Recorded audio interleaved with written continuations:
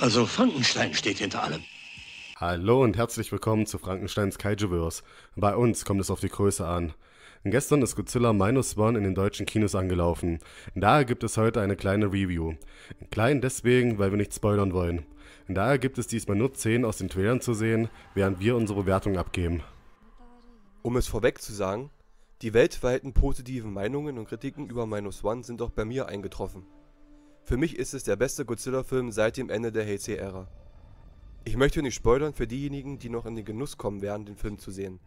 Aber vielleicht werden einige die gleiche Ansicht teilen wie ich.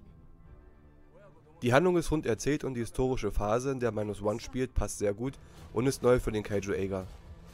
Die Charaktere haben eine unglaubliche Dynamik und die Figuren fügen sich nach und nach in die Geschichte mit ein und nehmen bis zum Schluss an der Handlung teil. Die Motive, welche die Figuren haben, sind allesamt sehr nachvollziehbar. Die Schauspieler bringen auch dementsprechend die Glaubwürdigkeit rüber.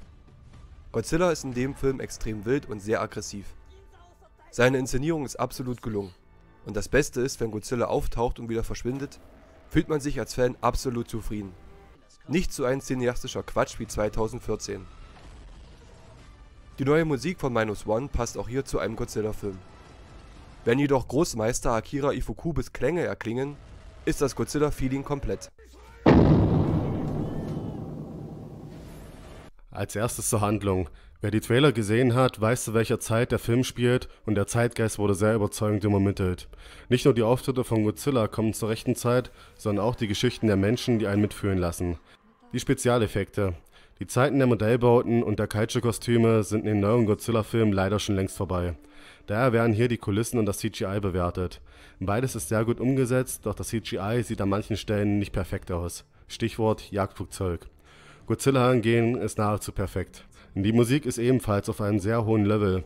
Ich muss schon stark überlegen, wann Godzillas Thema jemals so mächtig war. Zu den Kämpfen kann ich leider nicht viel sagen, ohne zu spoilern. Daher nur so viel. Die Inszenierung war gut, aber etwas stereotypisch. Die Spannung steigt schon in den ersten Minuten des Films, nimmt dann etwas ab, als die Geschichten der Protagonisten erzählt werden und nimmt dann bis zum Schluss wieder zu. Und damit komme ich auf 47 von 50 Gs. Zusammen mit Svens 50 Gs kommen wir auf eine Durchschnittsbewertung von 48,5 Gs. Der Film braucht sich hinter keinem anderen Godzilla- bzw. Kaiju-Film verstecken, schon gar nicht hinter dem aktuellen Monsterverse. Es ist unglaublich, was mit gerade einmal 15 Millionen Dollar im Budget für ein Meisterwerk geschaffen wurde. Der Film ist nicht nur für Godzilla-Fans, sondern auch für jeden anderen etwas. Wer etwas Hintergrundwissen hat, dem werden allerdings noch viele Hommagen an den ersten Godzilla-Film auffallen. Seht ihn euch auf jeden Fall an. Es war Frankenstein.